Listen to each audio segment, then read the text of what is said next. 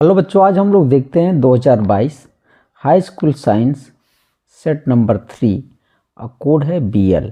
इसमें हम लोग केमिस्ट्री पार्ट का डिस्कशन करेंगे। तो चलिए स्टार्ट करते हैं ऑप्शनल से। आप देख रहे होंगे केमिस्ट्री यहाँ से स्टार्ट होता है।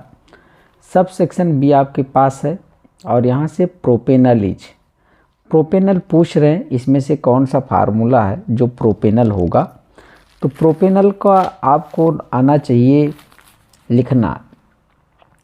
प्रोपेनल को हम लिख सकते हैं CH3 CH2 CHO। अब देखो इसमें कितने कार्बन है, इसमें मैं 3 कार्बन लिख सकता हूँ, 1 2 3, ठीक है, या 1 2 3 यहाँ से आप कर सकते हैं नंबरिंग। 3 कार्बन हो गया। हाइड्रोजन कितने, 3 2 5 1 6, हाइड्रोजन 6 हो जाएगा। ऑक्सीजन कितना, 1। तो यदि ये कहीं पर है तो प्रोपेनल है, ये आपके पास ऑप्शन नंबर जाएगा सही, ठीक है। एल्डिहाइड होता है ना, अल जहाँ लगता है वहाँ एल्डिहाइड होता है, तो ये आपके पास ये हो जाएगा, ठीक है, प्रोपेनल ये हो जाएगा, प्रोपेनल, ठीक। नेक्स्ट आपके पास है मेटल इच। इसमें से मेटल कौन है, मेटल इसमें से लिथियम है, बाकी सब नॉन मेटल हैं। Form hydrogen gas with cold dilute acid. Cold dilute acid के साथ कौन इसमें हाइड्रोजन गैस रिलीज करेगा, तो इसमें जिंक करेगा। इसका आप रिएक्शन इसके साथ लिख सकते हैं, क्या था, डाइल्यूट एसिड कोई भी ले लिया जाए, जैसे आपके पास जिंक है, ठीक है, H2SO4 के साथ जब रिएक्शन कराते हैं तो क्या बनाता है बेटा, ZnSO4 प्लस हाइड्रोजन गैस, ठीक है। दूसरी बात, यदि आप इसका HCl से रिएक्शन करते हैं तो क्या बनता है, ZnCl2 प्लस H2, मतलब हाइड्रोजन गैस से रिलीज करता है, यहाँ 2 कर देंगे हम लोग। तो आपके पास यहाँ हो जाएगा कोल्ड डाइल्यूट ले लो, ये भी डाइल्यूट ले लो, तो बन जाएगा आपके पास यहाँ पर हाइड्रोजन गैस बनेगा, जो कि जिंक ऑप्शन सही जाएगा, ठीक है, ये हो जाता है। नेक्स्ट आप देख रहे होंगे कंसीडर द रिएक्शन। यहाँ पर एक रिएक्शन है KBr aqueous AgNO3 aqueous arrow KNO3 aqueous AgBr ये सॉलिड। दिस एन एग्जाम्पल आप किसका ये है, देखिए यहाँ पर ये K plus Br minus Ag plus NO3 minus, तो Ag इसके साथ आ रहा, एक डिस्प्लेसमेंट हो रहा, दूसरा KNO3 के साथ जा रहा है ना, KNO3, तो यहाँ पर ये आ जाएगा डबल डिस्प्लेसमेंट रिएक्शन का ये एग्जाम्पल है। नेक्स्ट है आपके पास basicity of an acid depend upon number of replaceable hydrogen atom, ठीक है, ये हो जाता है। जैसे देखो, जैसे कोई एसिड है H2SO4 एसिड है, जब कोई H2SO4 तो इसकी बेसिसिटी देखी जाती है, क्या देखा जाता है, बेसिसिटी, और बेसिसिटी ये बताता है कि इससे कितने हाइड्रोजन रिप्लेस हो सकते हैं। तो इससे हाइड्रोजन कितने रिप्लेस हो सकते हैं, 2 हाइड्रोजन, ठीक है, तो इसकी बेसिसिटी क्या हो जाती है,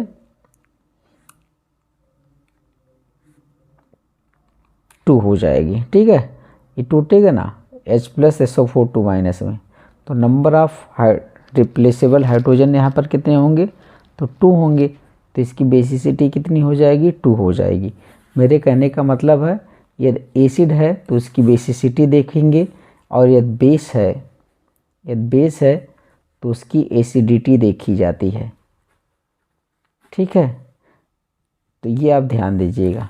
तो यहाँ पर आपके पास number of replaceable hydrogen atom होगा, जैसे मैंने कहा ना, यदि बेस है तो एसिडिटी देखेंगे, तो ये बताएगा रिप्लेसेबल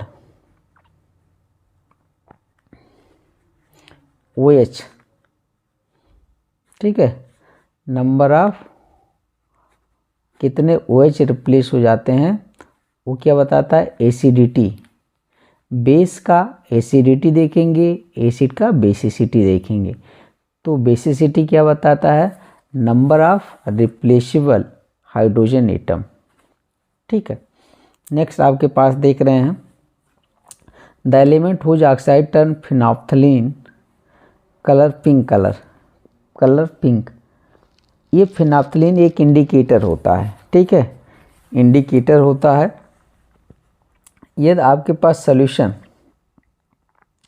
एसिडिक है और उसमें आप फिनोल्फथलीन डाल रहे हैं, यदि उसमें थलीन डाल रहे हैं तो उसके साथ कलरलेस देता है, ठीक है, कलरलेस हो जाता है।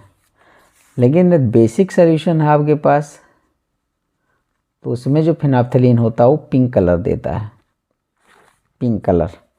तो अब रही बात ये है कि इसमें जो आपके पास ये पहला ऑप्शन जाएगा सही।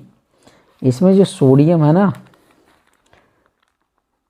सोडियम के ये सब वाटर से रिएक्शन करके क्या बनाता है बताओ, बेस बनाता है कि नहीं, NaOH। तो सॉल्यूशन बेसिक कर देगा कि नहीं, यहाँ पर हाइड्रोजन गैस रिलीज करेगा, ठीक। तो यहाँ पर आप बैलेंस कर सकते हैं ऐसे, तो ये बेस बनाएगा ना। तो बेस में फिनोल्फथलीन कैसा बिहेव करता है, वो पिंक कलर का देता है, ठीक है। और एसिड में क्या होता है, कलरलेस होता है। तो आपके पास ये ऑप्शन नंबर 1 जाएगा करेक्ट। अब हम लोग डिस्क्रिप्टिव क्वेश्चन देखते हैं। इसका पूछ रहे हैं right the method of preparation and property of baking soda. Baking soda समझते हो ना, सोडियम बाइकार्बोनेट, इसका प्रिपरेशन पूछ रहे हैं। तो आपके पास यहाँ पर होगा, देखिए बेकिंग सोडा का formula NaCO3, chemical name sodium bicarbonate. Preparation of baking soda 2 तरह के से हम लोग बनाए हैं, जो आपको आसान लगे वो रिएक्शन याद कर लीजिए।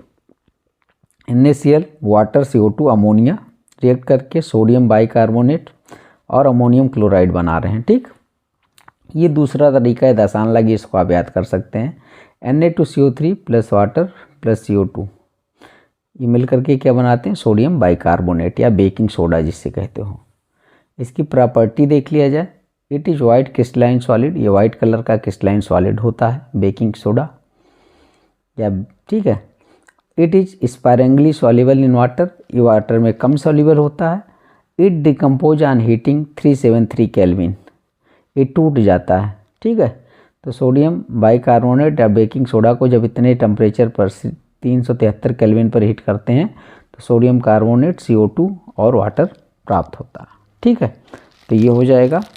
नेक्स्ट अब हम लोग देखते हैं, आपके पास यहाँ पर है what do you understand by pH value, what is the hydrogen ion concentration in pure water, ठीक है। pH वैल्यू क्या होती है, और ये कह रहे हैं प्योर वाटर का हाइड्रोजन आयन कंसंट्रेशन क्या होता है, ठीक है। तो इसके बारे में हमें बताना है। तो चलिए देखते हैं pH क्या होता है। Negative logarithm of H+ ion concentration is called pH, ठीक है। ये हो जाता है, यहाँ पर देख रहे होंगे pH value, the negative logarithm of the hydrogen ion concentration in mole per litre, ठीक है। तो pH इक्वल टू क्या होता है, -log H+ आयन, ठीक है, -log H+ आयन आपके पास ये हो जाएगा फार्मूले में। और अब ये कह रहे हैं कि हाइड्रोजन आयन कंसंट्रेशन क्या होता है। यहाँ पर देख रहे होंगे जो pH है ना, ये क्या होता है, इसका मीन्स क्या होता है, पावर ऑफ हाइड्रोजन, ये पोटेंस से आया होता है, तो इसका मतलब हो रहा है पावर हाइड। अब इन प्योर वाटर जो होता है ना, H+ आयन का जो कंसंट्रेशन होता है equal to OH- ion concentration, और बराबर कितना होता है 1.0 × 10⁻⁷, ठीक है। ये H+ आयन की कंसंट्रेशन OH- आयन की कंसंट्रेशन होती है, ठीक है।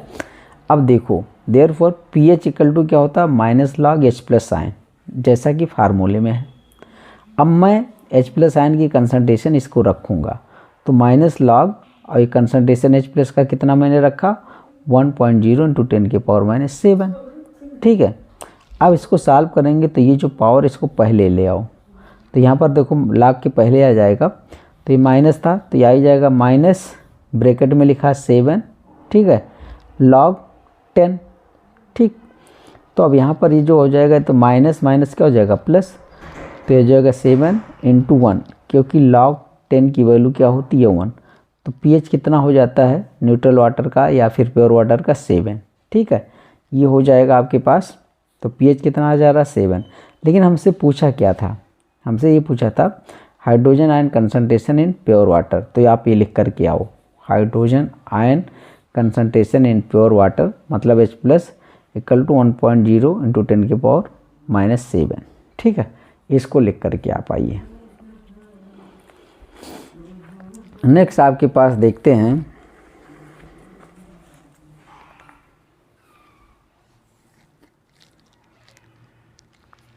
Differentiate between saturated and unsaturated hydrocarbon.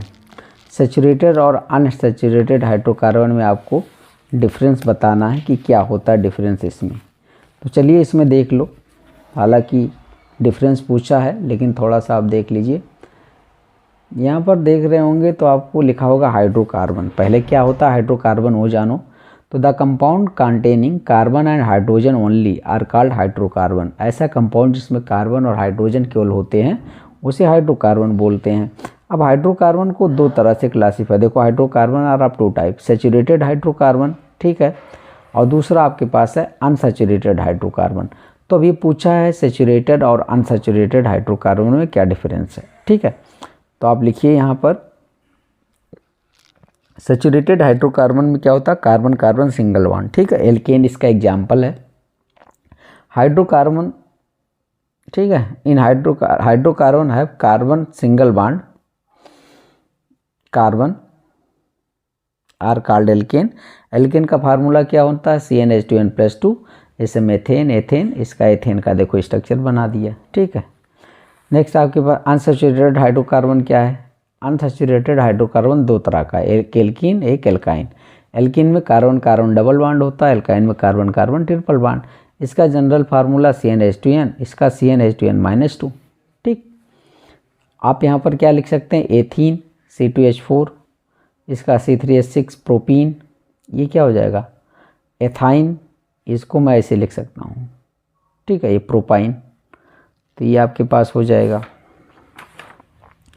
Next इसमें आप देख रहे होंगे differentiate between mineral and ore. Mineral और ओर में क्या डिफरेंस है इसको आपको बताना है, ठीक है। तो चलिए इसको देख, अब हम लोग देखते हैं differentiate between mineral and ore. एक तरफ मिनरल्स लिख लीजिए, एक तरफ ore. The compound of a metal which are naturally available in the earth crust are called mineral। Metal का वह कंपाउंड जो नेचुरली अर्थ क्रस्ट पर पाया जाता है मिनरल होता है। और किसे बोलते हैं यहाँ पर क्या है और किसे बोलते हैं the mineral from which metal can be economically extracted called ore, ठीक है। अब यहाँ पर देख लीजिए all mineral are not ore, all ore are mineral, ठीक है। सभी जो होते हैं मिनरल्स वो ओर नहीं होते हैं, लेकिन सभी ओर क्या होते हैं मिनरल होते हैं। इसको जानने के लिए आप देखिए clay is mineral of aluminium, और बॉक्साइट भी क्या है Al2O3 ये भी इसका मिनरल है। ऐसे Fe2 Fe2O3 ये सब मिनरल की एग्जाम्पल हैं। लेकिन जब ओर की एग्जाम्पल लिखने गया मैं तो यहाँ पर बॉक्साइट लिखा Al2O3 यहाँ हेमेटाइट Fe2O3 लिखा। अब मैं यहाँ पर क्ले नहीं लिखा, यहाँ पर Fe2 नहीं लिखा। इसका रीज़न क्या है, ये है कि all mineral are not ore, all ore are minerals, ठीक है। तो ये है, यहाँ पर नोट देखेंगे clay Al2O3 2SiO2 × 2H2O and Fe2 is mineral, किसके हैं aluminium and iron respectively, but not ore. ये तो मिनरल हैं एल्युमिनियम और आयरन के, लेकिन ओर नहीं है। ओर वही होता है जो आसानी से, जिससे मेटल क्या होता है आसानी से आप निकाल सकें और इकोनॉमिक दृष्टि से लाभदायक हो। ठीक है, अब मेरे पास नेक्स्ट है question, right short notes on the following substitution reaction in organic compound. Organic compound में अब सब्सटीट्यूशन रिएक्शन देखना है, तो चलिए यहाँ पर देखते हैं substitution reaction in organic compound क्या होने वाला है। वन टाइप ऑफ एटम और group of atom is replaced by another atom is called substitution. जैसे यहाँ पर मेथेन है, मेथेन को मैं लिख सकता हूँ CH3H, और यहाँ पर देखो Cl2 सनलाइट की प्रेजेंस में रिएक्शन करा रहे हैं, इसका एक Cl, इसका एक H, HCl बाहर जाएगा, एक Cl बचा होगा तो मैं CH3Cl यहाँ पर लिख दूंगा। ठीक है, CH3 के साथ ये Cl लाएंगे तो यहाँ पर क्या लिखेंगे, CH3Cl मेथिल क्लोराइड। ऐसे आप देख रहे होंगे CH3OH, यहाँ HBr है, इसका H, इसका OH, इसका OH, इसका H जाएगा बाहर वाटर, और ये ब्रोमीन आ जाएगा CH3 के पास, तो हो जाएगा CH3Br, जिसे मेथिल ब्रोमाइड बोलते हैं। ठीक है, ऐसे एक्वस KOH लेंगे तो देखो इसका K, इसका Cl, इसका K, इसका Cl क्या हो जाएगा, KCl, और इसका OH यहाँ आ जाएगा। तो ये आपके पास एग्जाम्पल हो जाएंगे। ठीक, अब आप देख रहे होंगे, अब नेक्स्ट क्वेश्चन हम लोगों का है covalent bonding in organic compound. Organic compound में कोवैलेंट बॉन्डिंग दिखाना है। तो कोवैलेंट बॉन्ड कैसे बनता है आप लोग बहुत अच्छे तरीके से जानते हैं। देखिए, covalent bond form by sharing of electron, electron के शेयरिंग के द्वारा कोवैलेंट बॉन्ड बनता है। जैसे मेथेन है, मेथेन में कार्बन है, कार्बन का electronic configuration 1s2 2s2 2p2 या फिर 2,4 कर सकते हैं। ये वैलेंस इलेक्ट्रॉन है, और बॉन्डिंग में कोवैलेंट बॉन्ड बनाते समय केवल बैलेंस इलेक्ट्रॉन को ही दिखाया जाता है। तो देखो एक कार्बन मैंने लिखा, इसमें 4 इलेक्ट्रॉन ऐसे डॉट से मैंने कर दिया, और हाइड्रोजन में कितना इलेक्ट्रॉन होता है, एक, तो 4 हाइड्रोजन है तो मैंने 1 इलेक्ट्रॉन यहाँ दिया। शेयरिंग ऑफ इलेक्ट्रॉन दिखाया जा रहा है, तो देखो कार्बन के 4 इलेक्ट्रॉन लिख दिए, हाइड्रोजन को मैंने ग्रीन से लिखा, उसके इलेक्ट्रॉन 1 लिख दिया। अब यहाँ पर शेयरिंग दिखाएंगे तो इसमें दोनों की दिखाएंगे। ठीक है, तो यहाँ पर देखेंगे तो कार्बन हैज 8 इलेक्ट्रॉन, ऑक्टेट इसका कंप्लीट हो जाता है। लेकिन जब हाइड्रोजन का दिखाएंगे तो 1 कार्बन का और 1 हाइड्रोजन का, तो 1 हाइड्रोजन का ऐसे है, ऐसे दूसरे का है, तो लिखा है ईच हाइड्रोजन हैज 2 इलेक्ट्रॉन। ठीक है, इसका डबलेट होता है, हीलियम जैसा ही हो जाता है, और ये हो जाता है नियान जैसा, ऑक्टेट कंप्लीट हो जाता है, इसका डबलेट हो जाता है। ठीक है, ऐसे आप यहाँ पर दिखा सकते हैं। एथेन, एथेन का फार्मूला क्या होता है, C2H6। देखो यहाँ पर कार्बन है, यहाँ पर कार्बन है, एथेन का ऐसे स्ट्रक्चर होता ना, तो ये एक इलेक्ट्रॉन दिखाया गया, ये इलेक्ट्रॉन ये। ठीक है, ऐसे आप इसको दिखा सकते हैं। और यहाँ पर आप ले सकते हैं दूसरा एग्जाम्पल भी, आप दिखाते हो ना, ये CH2 डबल बॉन्ड CH2 को इस तरह से दिखा सकते हैं। कोवैलेंट बॉन्ड का ये भी है, आप ये भी दिखा दो कोवैलेंट बॉन्ड में। ठीक है, ये क्या होता है, एथीन होता है, ये H ही है। ठीक है, ये क्या है आपके पास, एथाइन।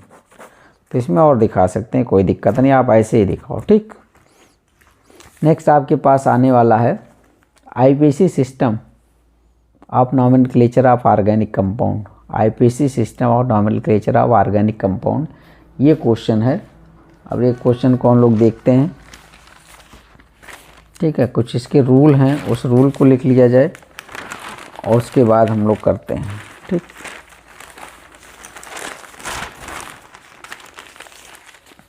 अब देख रहे होंगे आप यहाँ पर,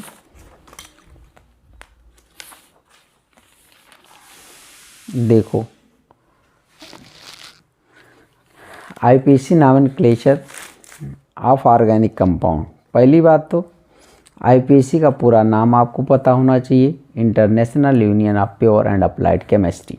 ठीक है, इसके कुछ रूल्स होते हैं, उस रूल को आप देखिए क्या रूल होता है लिखने के लिए। Prefix, word root, suffix.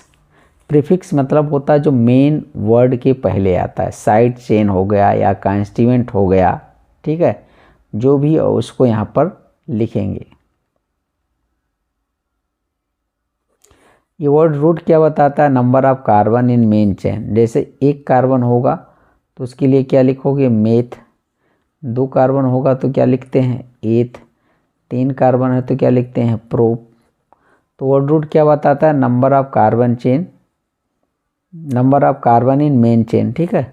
Suffix जो नाम के बाद आता है, जैसे कहते हैं ना, आपके पास यहाँ पर जैसे कोई बच्चा लिखता है, ठीक है, कुंवर महेंद्र प्रताप सिंह जैसे लिखता है, तो कुंवर उसका प्रिक्स हो जाएगा, महेंद्र प्रताप क्या हो जाएगा? मेन वर्ड रूट, और सिंह क्या हो जाएगा? सफिक्स। तो ऐसे नाम के लास्ट में जो आता है वो सफिक्स है। तो 2 तरह का सफिक्स होता है, एक प्राइमरी एन, इन, आइन। जब सिंगल बॉन्ड होगा तो एन, डबल बॉन्ड होगा तो इन, ट्रिपल बॉन्ड होगा तो आइन। ऐसे आपके पास सेकेंडरी सफिक्स क्या बताता है? फंक्शनल ग्रुप को बताता है।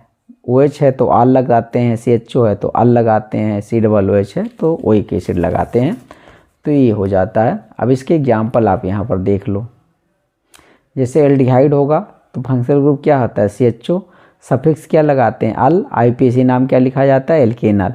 SCHO को मेथेनल, CH3CHO को एथेनल, और CH3CH2CHO को प्रोपेनल।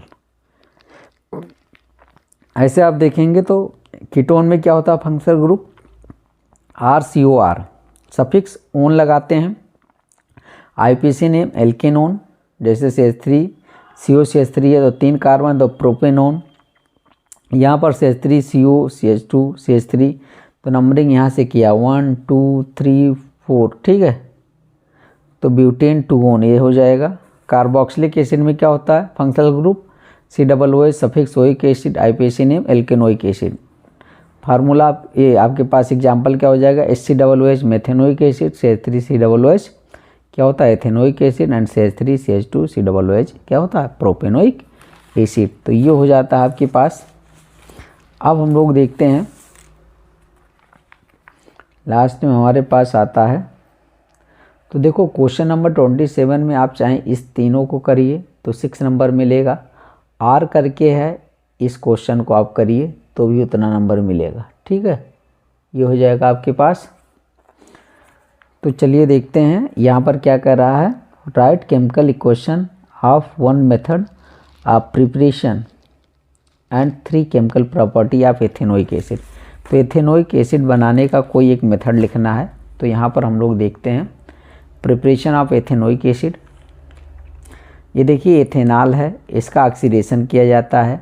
चाहे एसिडिफाइड K2Cr2O7 लो, चाहे एल्केलाइन KMnO4 लो, आपके पास एथेनोइक एसिड बन जाता है।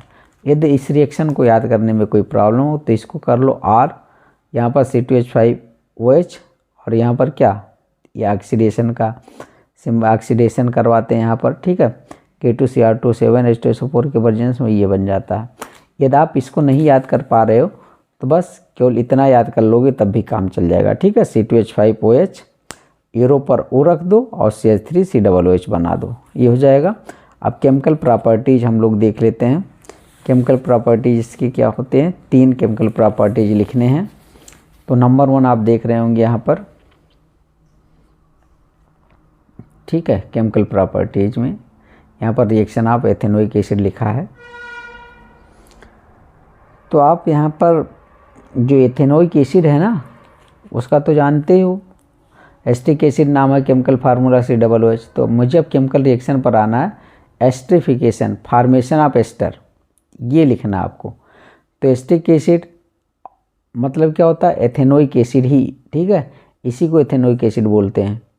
एल्कोहल एसिडिक मीडियम में एस्टर और वाटर बनाएगा। चलो लिख लिया जाए। एथेनोइक एसिड का फार्मूला ही तो है CH3 से, एथेनॉल से रिएक्शन कराएगा तो ये बनाएगा। ठीक, एस्टर वाटर साथ में, ये क्या बनेगा, फ्रूटी स्वीट स्मेल होता है। एथिल एसीटेट इसका नाम होता है पूरे का। दूसरा देखोगे reaction with base, ethanoic acid react with base such as NaOH give salt and water. ठीक है, आपके पास ये एथेनोइक एसिड है या एस्टिक एसिड, रिएक्शन करेगा NaOH के साथ, बनाएगा सोडियम एसीटेट प्लस वाटर। तो ये एसिड है, NaOH क्या बेस है, ये साल्ट है, ये वाटर है। ठीक है, तो दो तो रिएक्शन हो गया। अब तीसरा हम लोगों को देखना है, तीसरा केमिकल रिएक्शन क्या होने वाला है। Reaction with carbonate and bicarbonate ये लिख सकते हैं। तो CO2 गैस इज ऑब्टेन्ड, ठीक है, it is example of soda acid base reaction, ठीक है। अब देखो यहाँ पर एथेनोइक एसिड है, ये सोडियम कार्बोनेट, इससे रिएक्शन करके क्या बनाता है, sodium acetate CO2 plus water. ये क्या होता है, salt of strong base plus weak acid, इसका सोल्यूशन कैसा होता है, बेसिक, ठीक है। इस पॉइंट को आप समझ सकते हैं। साल्ट कैसे Na2, देखो NaOH क्या है, एक स्ट्रांग बेस होता है, H2CO3 क्या है, वीक एसिड, तो मैं इसको वीक एसिड लिख रहा हूँ, इसको स्ट्रांग बेस लिख रहा हूँ, ठीक है। ये एसिड है, ये बेस है, इससे मिलकर के क्या बनता है, Na2CO3 और क्या बनता है, वाटर, ठीक है। तो वही कह रहे हैं कि ये साल्ट है किसका, ये तो साल्ट है ना Na2CO3, स्ट्रांग बेस NaOH का और वीक एसिड H2CO3 का, ठीक है। तो इसका जो सॉल्यूशन होगा वो कैसा होगा, बेसिक होगा, स्ट्रांग बेस का कुछ वो रहेगा फॉर्म।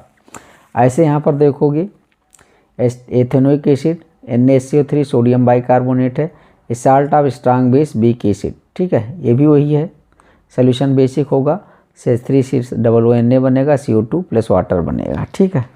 तो ये हो जाएगा आपके पास तीसरा रिएक्शन। तो 3 केमिकल, एक चौथा भी देख लो जो तुम्हें आसान लगे वो लिख सकते हो, reaction with metal, CH3COOH plus Na, ये sodium acetate hydrogen gas release करेगा, बैलेंस करने पर ये आपको मिलेगा, ठीक है। तो ये आपके पास हो जाएगा।